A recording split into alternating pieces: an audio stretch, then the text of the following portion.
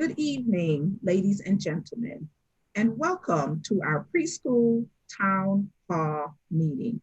We are so excited that you are here this evening joining us today.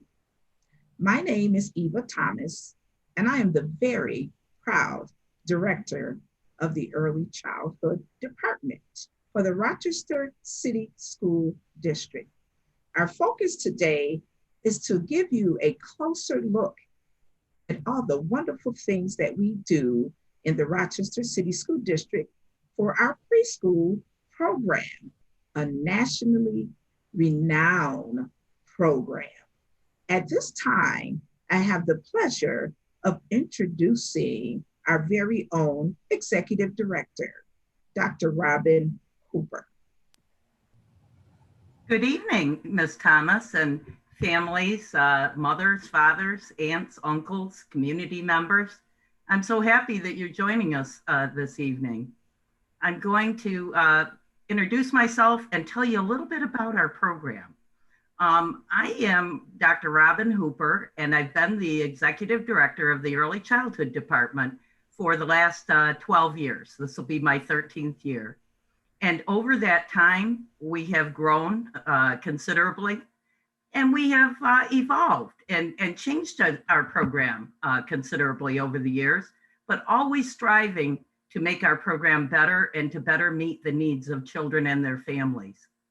And so this evening, our goal is to tell you a little bit about what we offer now in this time, this difficult time that we're all facing with the pandemic, to ensure that young children, 3 and 4-year-old city residents, can continue their progress in early learning despite the pandemic. We offer a variety of things for at-home learning. We have at-home learning kits that we make available to families that have all of the learning tools that children need to develop their gross motor, their visual skills. Also practice with learning letters and sounds. And we also have a virtual program that we offer. Our virtual program consists of 15-minute segments, which are large groups, small groups, with a pre-K teacher. At this time, we have just secured enough funding to purchase enough devices for all students, and we have ordered those devices, and we're waiting for those to come in. So they're coming in waves, and as we get the devices, we are distributing them. So we have both the virtual program, and we also have the at-home hands-on learning tools to really help parents make sure that their children acquire the age-appropriate skills that are needed to be successful in kindergarten. In addition, all of our pre-kindergarten students get screened for hearing and vision and language. These are required screenings, and we do conduct those both in our programs in schools and in agencies.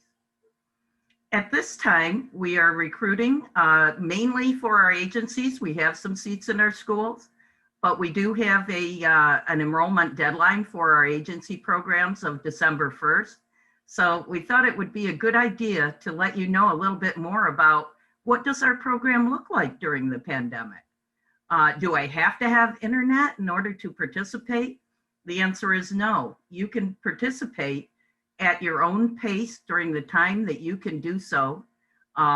We realize that parents have different work schedules and may have multiple children.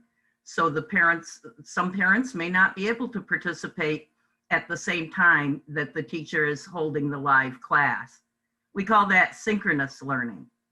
But if the parent is able to log into that video and do it later with their child, that also counts. We call that asynchronous learning. So that gives a parent the flexibility to be able to access the virtual lessons at a time of their choosing when it's convenient for them. We also have a pre-K music teacher who has created music and movement lessons that are available, and the classroom teachers use these and provide them to our students. So that is really a nice feature as well. We also provide books to students during this time so that they can be actively gaining those pre-literacy skills at home with their parents. And it could be not only a parent, but it could be an aunt, an uncle, a grandparent, an older sibling, the babysitter, if the child goes to a babysitter. And sometimes child care centers will also assist with this. Many of our community-based organizations are child care centers that also offer the pre-K program. And we have 18 agencies that we partner with in the district to provide the pre-kindergarten program. We provide the same curriculum, the same training, the same materials at all of our locations in schools and in agencies, because it's very important to us to provide the same level of high quality program regardless of the location. It's all about our students. So that is why we work really hard to make sure that that happens. One thing that I'd like to share with you is the fact that, many people have been surprised when I told them about the flexibility of our program. They couldn't believe, parents that I've spoken with, that, they can access these materials at any time. And if they want to use the at-home learning kits, they can speak with their child's teacher by phone or by text and share information about how their child is doing. And that all counts for participation. We have to think differently about attendance in a time like this. It's different. It has to be when that can happen for a family. So we count all of that. And I want to make sure families understand that, because I wouldn't want someone to think because they couldn't be available at a specific time that would mean their child couldn't participate. All children should be able to participate in some form or another. And it's really important that they do, so that they can be best prepared and can keep developing those skills. And some parents are finding they have a little more time to spend with their child. So that is a silver lining for some families, that they actually are having more time together because of the pandemic. And these learning activities can make that time valuable for you and your child. So I strongly encourage parents to consider enrolling their child in our program, regardless of their circumstances, because our goal is to make it accessible to all of our city families. Some of the things you'll see tonight will go into more depth about our program and what we're offering currently. And we'll also have an opportunity for parents to ask questions in the chat. And always, you can reach out to us at our main number, and you can get a hold of someone from our department that will answer your questions for you. So as I said, our goal is to eliminate barriers and make this as accessible as possible to all of our families, and keep all of our children moving in the positive direction of gaining literacy skills, gaining self-help skills, motor skills, all kinds of language skills, really the whole child development, as well as being able to keep track of how they're developing and doing with vision and hearing and the senses, because those are critical for early learning. So we have quite a bit of information to share with you this evening, and I hope that you'll take a lot away from it, and that you will consider enrolling your child in our high quality program, because we are there for you. And we realize that this truly is where the educational journey begins, and how critically important it is, not only now, but in our future. The children that we have entering preschool now, those are the children who are going to create our future and be our future in the next 20 years.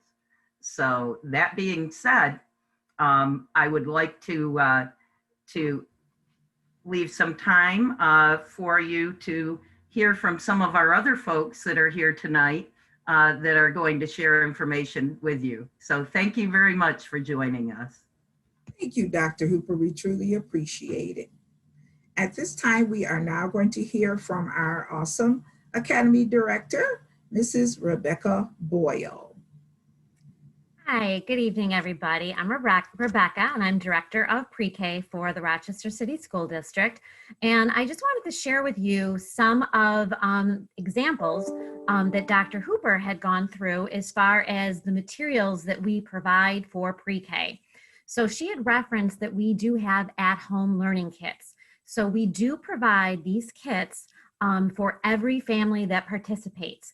So if you are participating via a Zoom through technology, the teacher might be reading a book called Shades of People during her Zoom, and every child would have a copy then of this book at home so that you would be able to have your child continue reading along with you and then have multiple opportunities for reading this book. If you're not able to participate at the time, as Dr. Hooper had referenced, that the teacher is reading her small group activities, then you have the book at home and then you can read it with your child at whatever time fits best into your schedule.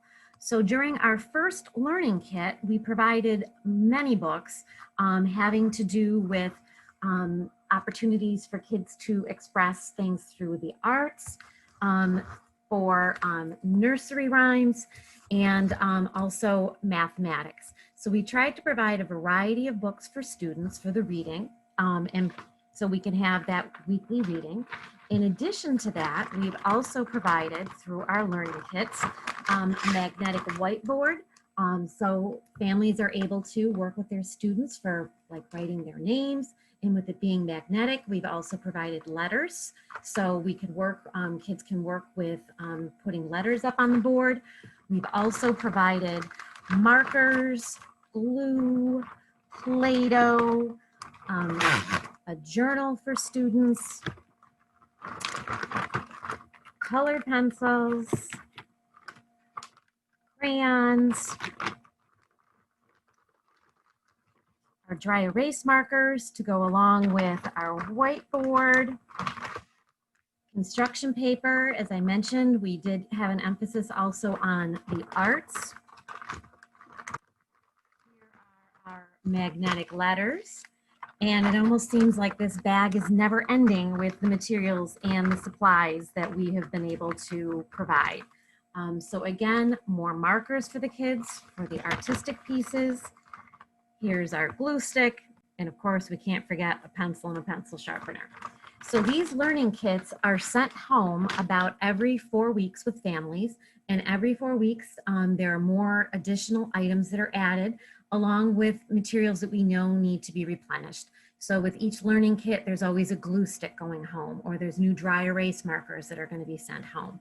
But with our next learning kit that'll be coming home, we'll have egg shakers, we'll have more of an emphasis on math. We'll also be sending home paint for kids, more construction paper. So there'll always be new materials along with materials that will be replenished. So with these at-home materials then that you have access to use with your child, as Dr. Hoop had referenced before, you can be participating during the Zoom and during the Seesaw lessons that the teachers have. And the teachers will also video record their lessons. So if you're not able to participate at the moment that the lesson is happening during the schedule of the day, because it's being recorded on Seesaw, you can view the teacher reading the story or working with whatever activities at a time of day that's convenient for you. And again, if technology is a barrier, since we just secured those grants, we will be providing tablets for all of our students, but until they come in, we have created what we call our take-home activity chart. So that if you don't have the technology right now, and you do want to be able to participate with these activities, we send home our take-home activity chart. It can be mailed home to families. It could be sent home via a text message. It could be emailed. So it's honestly whatever's the best mode of communication is how we work with you in providing that. And on these activities that we send home, they're simple activities that go along with what would have been happening in the classroom. And we relate it to the different subject areas, such as ELA, such as math and science and social emotional. So with all of these activities, there are 3 a day. And again, we want to encourage families to work with what works with their schedule and what's good for their children.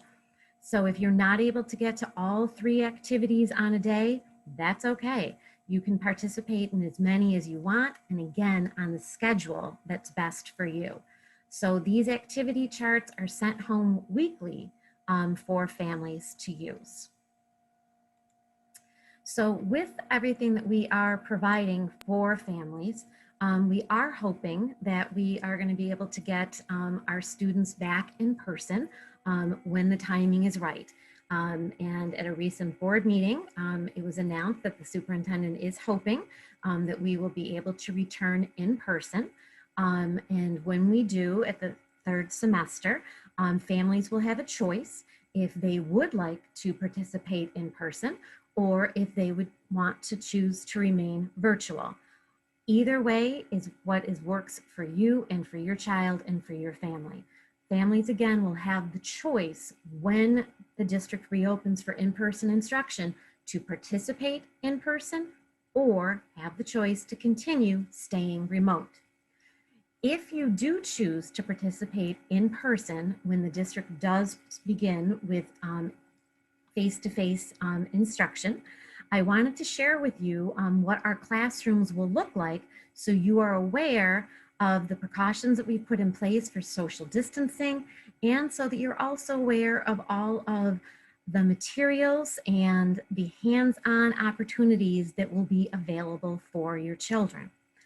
So keeping our fingers crossed here with technology, I'm hoping that I will be able to show with you this video and you'll be able to hear about what you could expect if you do choose to send your child for hybrid schooling when we are able to be face-to-face. This is now our pod area that is set up with our interest areas and learning centers for the children. Since we've had to move them out and cannot have those shared centers, we have now recreated the opportunity for each interest area for each student. So for example, normally we'd have the music area. Now this student has their music area. Normally we would have a science center. Now we have our science center here in this basket. Our book area that normally would be on shelves is now in this basket. So each area is represented for our learning centers for the children in their own shelving unit, including having the opportunity for sand and for Play-Doh. In these areas, this needs to be labeled with the child's name because they need to be used by only that child. So this student's cohort A is used Monday, Tuesday, and when cohort B comes Thursday, Friday, the sand and the Play-Doh should be switched out. Otherwise, all of the rest of the materials are labeled by the interest area. So for our house area, we do have a baby doll, we've got food, we've got phone. So the idea is to use whatever materials you have in your classroom. You're just now going to divide them up so each student has those materials at their learning pod. In addition to the materials, every child should have their smock at their learning pod that's labeled with their name. So when they are able to go over to the easel, they're able to take their smock, bring it right over with them, and begin painting. We've put onto the floor footprints so students know where to be standing. So again, we have footprints on each side, so we have the physical barrier for each side. Over here, shelves are built in, so we did not have to have an additional shelving unit. So use the space that you have in your classroom to maximize giving students enough room to move. For students to stay at a desk all day is not realistic, so we do want to make sure that there's opportunities for them to be on the floor. You could be using different squishy mats. You could be using floor tiles for them to sit down with, or yoga mats. You know your students best. Whatever you feel is going to be comfortable for them on the floor, So they have more space to move and be comfortable is what's important. All right.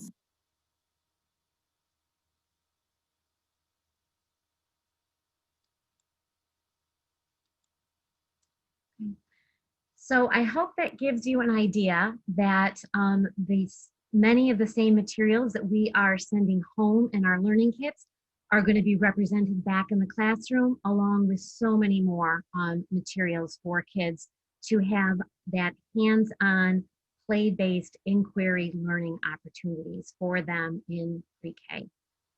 So I hope you have found this helpful to know about the materials that we do provide for at home, to know that we do have opportunities for remote instruction with Zoom and Seesaw, that we do have the technology on the way, so we'll be able to provide every child with a tablet.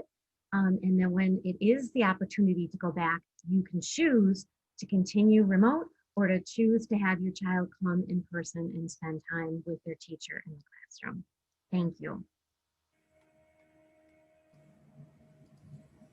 Awesome. Thank you, Ms. Boyle, for sharing that presentation with us. As you can see, we are ready to receive our wonderful preschool students here in the city of Rochester and the Rochester City School District to support their needs upon returning for a hybrid model.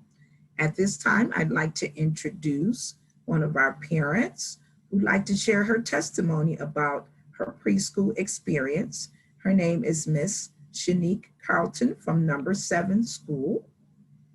Welcome, Miss Carlton. I am going to allow.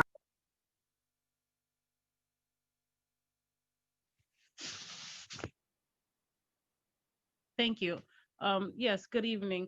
My daughter, she's a new preschool student this year at number 7 school. She's 3 years old.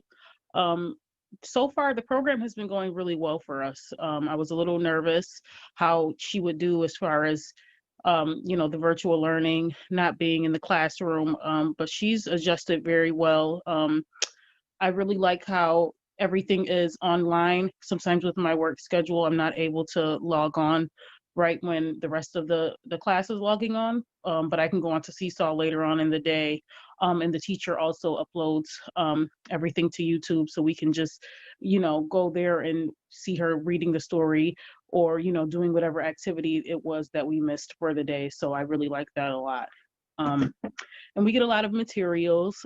Every week we get a new bag with materials that we'll be utilizing that week. So all the supplies we need for any activities, any projects. We get several books a week that my daughter really enjoys a lot, so that we can, read and follow along with the teacher, or, do it in our own time if we're not able to during the day. So it's been really, really helpful. That the transition hasn't been as difficult as I thought it would be. My daughter, she's very attentive. She gets really excited. She's always, is it time for school? Is it time to get on school yet? So she's adjusted really well. We have a great teacher, Mrs. McKinstry, who's very engaging. The kids love her. My daughter, she doesn't even want to hang up from the Zoom call when it's over. She really, enjoys. And I feel like she's getting a lot out of it.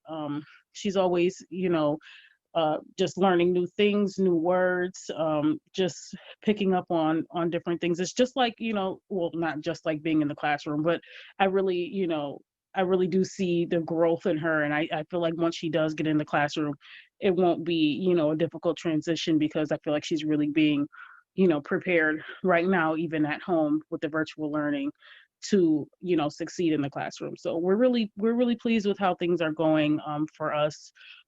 Cameron and I, we're really, enjoying the program, and we think it's been helpful. I definitely recommend it to, any other parents who are, interested in enrolling their kids. It's definitely been great for us. Thank you. Awesome. Thank you so much, Ms. Carlton. That was a wonderful testimony, and we're excited about how Cameron is learning in our free preschool program. Thank you so much for joining us this evening.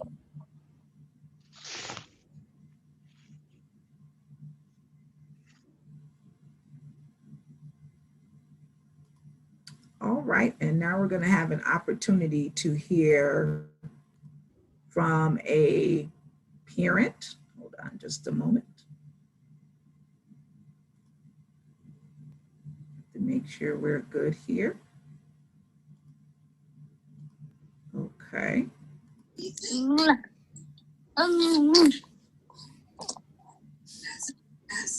Ms. Shamara. Joining us today to answer a couple questions for us. I was just wondering, how is everything going with virtual learning this year? So far with virtual learning, things are pretty smooth. The classes are a lot of fun, getting to spend time with all the different students. My son is enjoying that also. And it's just been very helpful. And with, being able to be more hands-on with his learning or education. Is there anything that you've found particularly helpful or different activities that you've liked most? Very helpful is the one-on-one, especially helping Alan to just really understand the content. So that's like awesome. And particularly I like a lot of the reading activities, and my son actually likes a lot of the music lessons too, because he loves music. So that's helpful. And then the ones where he gets to actually do the math activities and do the counting and things like that. That's something that is also something that I enjoy as well. Okay, thank you for joining us today and letting us know how online learning works. Well, thanks.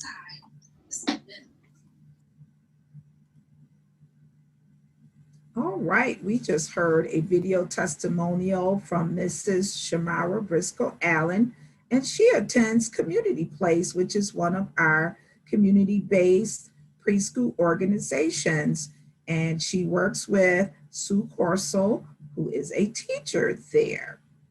All right, at this time, I have a written testimony, parent testimony, coming from Reese Northeast, which is located on South Clinton.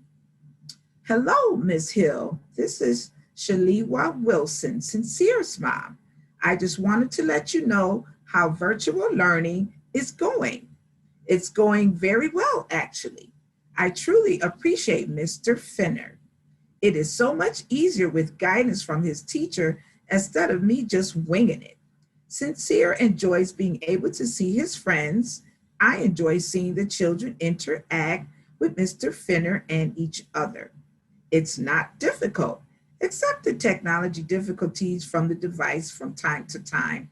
It may interfere, but on a regular day, it's a good day. Because even if we have somewhere to go, he still can attend. All in all, I'm enjoying knowing he's safe and healthy and still getting his education. Feel free to contact me anytime with any questions. I would like to ask about the tablets though. Have you heard anything about the tablets? Again, feel free to contact me. And this message was from Ms. Shaliwa Wilson. And as you already heard from our Academy Director, tablets are coming for all of our preschool students in the Rochester City School District. All right. At this time, we'd like to invite Ms. Stephanie Paredes to come on to give her testimony. Thank you for participating, Ms. Paredes. Thank you for having me, Ms. Thomas and everyone. Hello. My name is Stephanie Paredes, and I have a wonderful 4-year-old child who currently is at 33 school in Miss Amy Pickett's class. And before we got to 33 school, actually, we were at Friendship Children's Center. And everyone there was just absolutely wonderful in helping me and guiding me in adjusting as a first-time parent, the school system. And he had transferred over from Friendship to 33 because they were really helpful and honest in letting me know that the school that he was in with Friendship and the needs that he had were just not gelling well which I really appreciate. The staff there, Joy, Miss Cynthia, everyone there had a really great team effort for his development. And so they ended up recommending me go to 33 school, which I really appreciate. And then when we went virtual, like everyone else, there's been an adjustment period. It has not been an easy one. We had a very rough start, but at the end of the day, I think every resource that has been put out there, we have taken advantage of. So we really appreciate all of the kits that we've received. We have appreciated Seesaw. One of the things that was my main concern for his academic achievement was his speech therapy and ensuring that that was consistent during the school year and to make sure that he was getting speech therapy. And so I advocated a lot for him to make sure that all of that got into place sooner rather than later. He's been in speech therapy now for a while. He's been doing so well.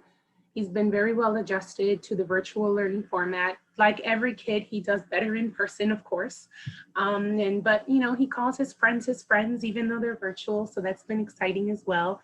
And his development with his speech has it's been leaps and bounds. It's been quite a journey, but everyone, thankfully, who has been his speech therapist has been absolutely wonderful. Right now, we have Miss Carly, Miss Hashem, and Miss Diamonds, and they've been absolutely wonderful with Alejandro. And we're really thankful for everyone's efforts. And so I know virtual learning has not been easy for anybody, whether you're in the district or whether you're at home. But I just want to give my, honest and sincere appreciation for everyone, especially the teachers who are doing absolutely the best they can, given this very crazy situation we're in with COVID. And so thank you for all the efforts, both seen and unseen, from the teachers to everyone in the district and central office and on multiple levels. It's not easy, but I appreciate all of the efforts being put forth to ensure that our children's education remains a priority. And so I really thank you for that. And so I wanted to share, Ms. Thomas, this little video of Alejandro because he got excited about telling a story, and I thankfully had captured it on video. And I just wanted to share the impact that speech therapy has on my son. And if any parent out there who may think that your child may need some speech therapy, I always say, advocate for your child by any means necessary so that they can get the services they need. Awesome, Ms. Paredes. I am going to share your video with everyone. Give me one moment to get ready to prepare that. Thanks. Okay. This is Alejandro, Mrs. Paredes' son. What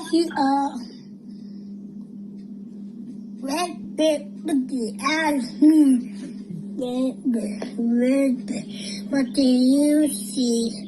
I see yellow duck looking at me. Yellow duck. What do you see? I see blue white looking at me. Blue white. What do you see? I see the tree frog looking at me. Tree frog. What do you see? I see Papa cat looking at me. Papa cat. What do you see? I see white dog looking at me. White dog. What do you see? I see white stick. What looking at me? White stick. What do you see? I see a dog bush looking at me. Dog bush. What do you see? I see a teacher looking at me. Teacher, what do you see? I see a looking at me. What do you see? I see a animal looking at me. What I get? Good job. What did I get? Bear, what do you see? Thank you so much, Miss Thomas. And that's why speech therapy is so important. And I appreciate all of the efforts that are made from the district to ensure that services are provided to our kids, even during COVID. So thank you for letting me share my story. I really appreciate it. And of course, I tell all the parents out there, advocate, advocate, advocate for your kids by any means necessary. Because that's the only way we're going to get stuff done for our babies. Awesome. Thank you, Ms. Paredes. We appreciate you sharing your journey with your son. I see that video and it just moves me to tears. He is making such great progress. Congratulations to you and Alejandro. And thank you for joining us this evening. Thank you very much, Ms. Thomas, and thank you, everybody. You're welcome. All right, if we could have our Academy Director come on and join me, and also our Executive Director, Dr. Hooper and Ms. Boyle. It is now time for our question and answer period. And I have some questions that were picked up from the chat, so we will get started. One of the questions is, are teachers being given supplies to separate learning materials for learning kits, as well as the hybrid model? So are they being given supplies for the hybrid model classroom as well as for the learning kits? I can answer that for you, Ms. Thomas, but Rebecca's right. She's nodding her head. Yes, we are providing the materials for the learning kits, as well as in preparation for students to return to class and have individual basic learning materials that they would be using every day. We're prepping for that now. Great, thank you. Here is another comment. The comment is coming from Tasha D. She wanted to know why her son was denied access to the pre-K program because of her income that exceeds $15,000. There is no income requirement for the pre-K program at this time. The only requirement is that the child be a city resident and meet the age requirement, either be 3 years old by December 1st or 4 years old by December 1st of the school year to enter one of our pre-K programs. We did have some programs in the past that had income requirements. They were different grants, but right now there is no income requirement for any of our pre-kindergarten programs. Okay. All right, thank you, Dr. Hooper. So this was just a comment, and maybe you and Ms. Boyle can share. All kids need to go back to school. So maybe you can talk about the possible plan that our superintendent has in place with the upcoming year. Maybe you can share how you're planning, Ms. Boyle, and maybe Dr. Hooper, you can share what you're doing to support the efforts, once the COVID, goes down, once those colors change, which we're hoping very soon. What would the plan be for returning to school for our preschool babies? Well, I'll have Ms. Boyle talk a little bit about the classrooms and that part of the plan. And then I can chime in with maybe some overall things with health and safety. Sure. So our plan when students come back is a hybrid model. So students will come back full days for Monday and Tuesday or Thursday and Friday. So they will stay with their same cohort every Monday, Tuesday, every Thursday, Friday. When our cohort leaves on Tuesday, they will be then participating in asynchronous instruction back at home. So they'll be going home with, again, materials and supplies to use at home. There'll be opportunities for online learning at home, again, using Seesaw. And then when our cohort B students come on Thursday and Friday, again, they would then leave Friday afternoon with materials that would support asynchronous learning on the days where they're not in person. The program that we use in the Rochester City School District is HighScope. So it is a child-centered program. And our classroom, as you saw in the video, I hope, reflects that it's meant for active, hands-on learning for kids. They aren't just glued to a chair all day long. Little ones need to be moving, they need to be exploring to learn. And we provide that opportunity for them. We provide that with the hands-on materials for them, but we're doing it in a safe way with social distancing, with having our classroom set up in pods. So each pod is 6 feet away, and students will be wearing masks when they come back. Right now, in order to help prepare, we are setting up our classrooms to transform them into pods. We also are going to be providing professional development for our teachers to continue to work with them and supporting them with that virtual learning and the asynchronous learning, along with planning professional development so we can have a smooth transition for our students coming back. And in pre-K, we always start with what we call the first 30 days to get kids ready and excited into the rituals and routines of their classroom.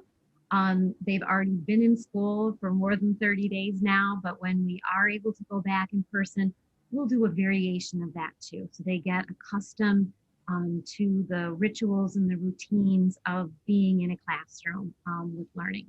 And our students will definitely have opportunities when they are back at school for outdoor time, for gross motor with playing with their friends.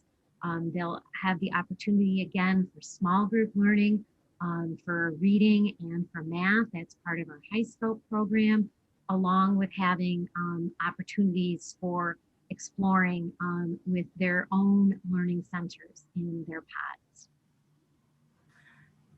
And as far as our health and safety protocols, we will be following all the reopening guidance that districts received from New York State. We used that to develop a plan back in the summer. So we do have a plan for how that would work. Students would have their temperatures taken as they entered each day, and parents would be required to answer a little survey of questions. That's part of the process, and we do that to keep everybody safe. A lot of the things that we'll do, especially with young children, may involve putting markers on the floor so that we can tell children where to stand if they're, having to move from one location to the other, like from the entrance to their classroom, so that they can be somewhat distanced and teach them how to do that. We will also be paying attention to how children feel social-emotionally, and have our pre-K social workers developing some social stories, little stories that are at the level of a preschooler about wearing a mask and social distancing and some of the, things like that that are involved with COVID that children are encountering in their daily lives, so that they can receive this information in a way that's not threatening or scary in any way, kind of at their level. So we are doing a lot of things of this nature to ensure safety. And one of the other things that I wanted to mention, because this often comes up with parents, is that we do not exclude children if they're not potty trained. A child can come to the pre-K program while they're still learning toileting skills. And we do also have special precautions for that with the staff that assist them with toileting, so that we, take care of all precautions, wearing a gown and gloves and the mask and even a face shield. So, and we will acclimate children to that so that that's not a frightening experience for them. But we do need to be very careful and very cautious about our in-person programming. So that's why we're putting these types of things in place. So I did want you to know that we've been actively working and thinking about this, as along with taking temperatures from staff members every day, having them complete the survey, and things of this nature. So we really are thinking about this and planning very carefully. And I would say again, it's always the parent's choice. The parent holds the ultimate decision making. And some parents really want their child to go back and be in that in-person learning. So we're working hard to make that a safe transition for them, looking at February as our tentative start date for that. And then wanting to let other parents know if their situation requires or they want to stay with the virtual learning or remote learning, they have the option to do that too. Awesome. Thank you, ladies, for answering that question. I have another question coming from Angie in the chat. And she says, when will pre-K students receive their tablets? That's a good question, Ms. Thomas, because we're asking the same question. All of the orders have gone in now, and they went in waves. So we won't get them all at the same time. They'll come in waves. And as we get them, that's when we'll be able to distribute them. We are trying to look at highest need for some of them for children to get special education services, but we have ordered enough for our entire preschool population. One of the challenges with this is that every school district in the entire country is ordering devices right now. So, you know, it's taking longer than it normally would because so many districts are ordering them. But we have received reassurances that we should start receiving a shipment in sometime in December. So that's what we're looking forward to. Ms. Boyle, can you think of anything else related to that, or? No, I am just going to keep my fingers crossed that Santa Claus is going to come through at Christmas time and that we can make deliveries of a lot of the tablets before Christmas break. I'll cross my fingers too, because we're at the mercy of the vendors right now. That is the case, and it's really because of this huge demand for devices across the country. But we have our orders in. We think the first ones will come in December, and we'll keep you updated. All right, thank you very much. So we have another question. Why is preschool so very important? Why is it important to have your child attend school at 3 and 4 years old? Wow, that's one that I think Rebecca and I could talk about all night, but we'll try to give you a shorter version. There is so much that a child gains from attending a preschool program, whether it be virtually, remotely, or in person, because the learning activities are designed, specially designed for their developmental level. You know, for a 3-year-old, for a 4-year-old, there are differences, even in the learning materials themselves. You know, we have to pay attention to things like not giving items that are too small to the 3-year-olds. And there are different levels of development. We're following the developmental domains with our curriculum at the 3-year-old level, whereas we're following the New York State pre-kindergarten standards for the 4-year-olds. But they learn a great deal. A lot of it is the language. The more they can hear words being spoken, different words, songs, chants, rhyming, those are all the skills that are going to help them become good readers. Those are all the pre-reading skills. They're called the emergent literacy skills that a child needs in order to be able to attain reading skills when they go into kindergarten and first grade. And part of that is knowing the sounds, being able to distinguish between different sounds, being able to associate a sound with a letter. We start off with them writing their name because that is the word that, you know, has the most meaning to a child, is their own name. And also their family. We kind of work the way out of them learning their world. We integrate so much: science, social studies, math, all of it is involved with learning literacy, learning the words of math, learning the words of science and social studies, as well as social skills and identifying emotions. And then we go into the motor activities. There's a connection between, you know, hand-eye acuity, fine motor skills, large motor skills, and thinking. It's all part of brain development. And the brain develops extremely quickly at the ages of 3 and 4 years old. So the more stimulation a child is getting, you know, the better their brain is developing for them to learn more later on. So I'm going to stop there and let Rebecca add some comments, because there's so much we could talk about on this topic. There really is. And Robin has summed it up beautifully, because what children gain academically, socially, and emotionally is huge. And to have the experience of being around other children their age is very different than just being at home with their siblings. And so the growth that we see happening with students, even if it is right now, just virtually, you've heard what the parent said, how the kids really look forward to seeing their friends, even if it's on a Zoom. So those early friendship skills too, that the kids learn how to make, follows them right through their entire school career and right into adult life. So much of what research is showing now, that adults that are most successful in life are those that are able to get along well with others. And that's part of what we are learning to do in pre-K. If I may add, I agree with both of you ladies.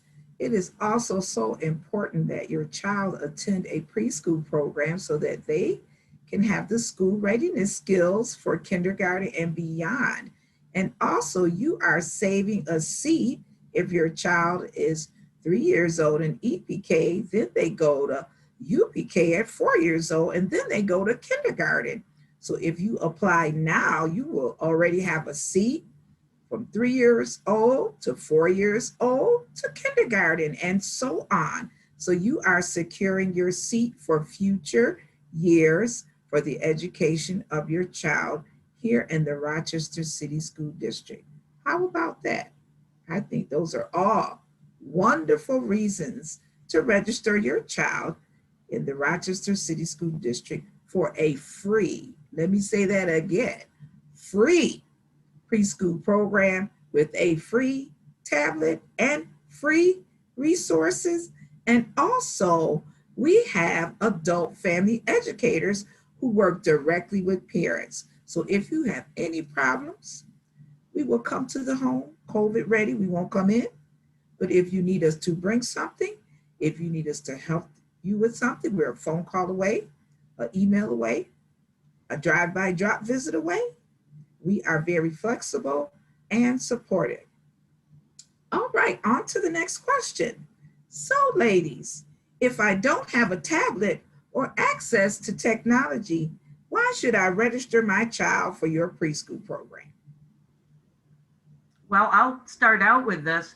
One reason would be because you would be eligible to get a tablet if you registered for the preschool program.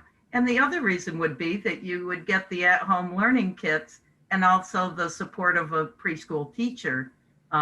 It's a nice thing to be able to have a educational professional to, you know, confer with and ask questions of and share what your child is doing, and then be able to say, you know, does it seem like my child is at the place that they should be for their age? Is this normal? A teacher is going to be able to tell you that because they see so many preschoolers and they know the developmental levels. And so you get that kind of support that you just can't get everywhere, you know.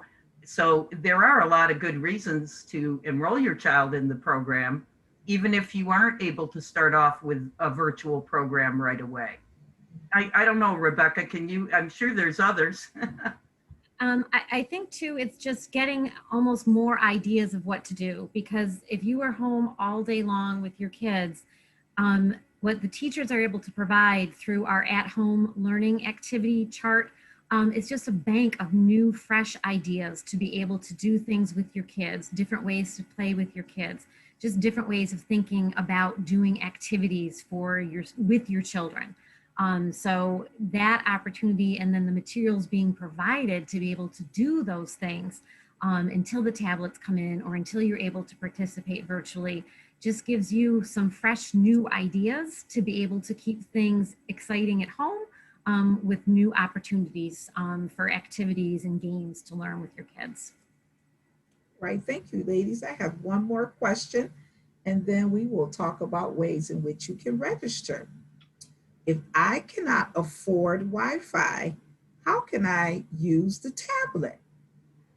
Well, we do have an initiative to also get Wi-Fi. An application was put in for a grant last week to get more Wi-Fi, as well as the district has an initiative to provide Wi-Fi through the technology department. We have some Wi-Fi devices that could be available, they told us, for our use. And we're working hard on trying to, secure those. And so we do have a plan for that. Is there any more that you would like to add about that, Rebecca? No, just that we definitely are soliciting information from families through their teachers, and that if internet is needed, then that's something that's noted so we can prioritize and provide that for families that don't have access to the internet. Oh, and if you have a older child that has a MiFi, the older children are getting more high-powered MiFis. And so we've been told by the technology department, if the child has an older sibling that's getting one of these MiFis, the preschooler will be able to use it as well, because it will have enough bandwidth for that to be able to happen. So that's why we're also asking parents, if they have an older child in elementary or secondary that would be getting one of these devices. So a teacher might reach out to you to ask some of those types of questions so that we can facilitate making sure, everybody has connectivity. Awesome. I apologize. I have one more very good question. And is there a deadline to register for pre-K this school year and the next school year? Could you, talk about that for parents and families? Well, we do have a deadline coming up on December 1st for our agency programs, our community-based organizations. Their enrollment deadline is December 1st, and we do still have openings available. So if you would like to enroll, I would recommend that you contact us right away. You can either contact us by calling us at 262-8140 or by emailing us at www.rcsdk12.org/pre-K. And so that is our first deadline. But other than that, as long as we have seats available, we do continually enroll all year. And in January, we kick off our enrollment for the upcoming school year, the 2021-22 school year. So we are, basically enrolling all the time. But for our agency programs that still have some seats available, their deadline will be December 1st. So I would encourage anyone interested in enrolling to get in touch with us right away. So what happens if my child is coming close to being 3 or 4 years old? Is there a deadline for that? Oh, yes, Ms. Thomas. The state is very clear on this, and they are very, they hold tight to this because it's in legislation. In order for a child to be eligible for our 3-year-old program, the child must turn 3 years old by December 1st, 2020 to enter this year. If a child, the parent is interested in having them enroll in a 4-year-old program, the child needs to turn 4 on or before December 1st, 2020. So that's for the current school year. Once we start our registration for next year, it will be December of the 2021 school year. But right now it's December 1, 2020. Right. Well, I want to thank you, Dr. Cooper and Mrs. Boyle, for being with us this evening. We thank you for sharing all the wonderful resources that we have in our early childhood department. And we are excited and we want to fill those seats, ladies and gentlemen. We have openings for 3 and 4-year-olds. We want to fill those seats. So don't forget, there are 4 ways that you can register your preschool child. The first way is our hotline, 262-8140. The second way is to go to rcsdk12.org, download the registration packet and fill it out, and email it to www.rcsdk12.org/pre-K. The third way is to come down to Central Office at 131 West Broad Street anytime between 8:30 a.m. and 4:30 p.m.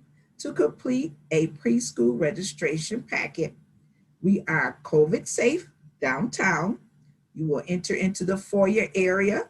The packet is right there. As soon as you walk through the door, you complete it.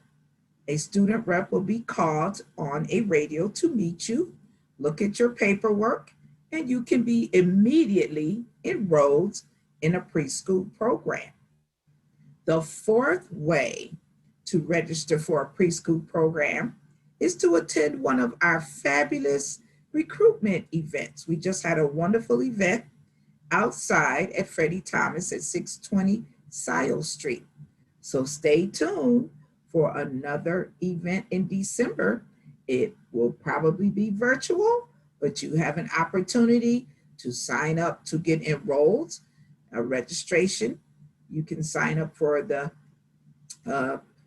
community event and register, and we will follow up by calling you, and you can register over the phone with any one of our student reps or our staff members. One specific thing that you need to keep in mind that's very important is you will need the following documents to register your child: a birth certificate, immunization records, proof of address, basically a bill with your home address on it, your picture ID, could be a license or whatever you have with your picture on it, and a current physical for your child. Okay, so please keep those things in mind. And I also want to make sure that we don't leave out our bilingual families. So I'm going to share something with you. So we have Poder, which is one of our Spanish radio stations. They will be airing information about our preschool program at 10 a.m. this Sunday, the 29th. To hear more information about free preschool services in the city of Rochester. And this program is in English and Spanish. I also want to let you know that we also support other families and immigrants and people from other countries. So if you need a translator, if you call 585-262-8140, we will do our very best to find a translator for you to assist you. All right, this concludes our event for today.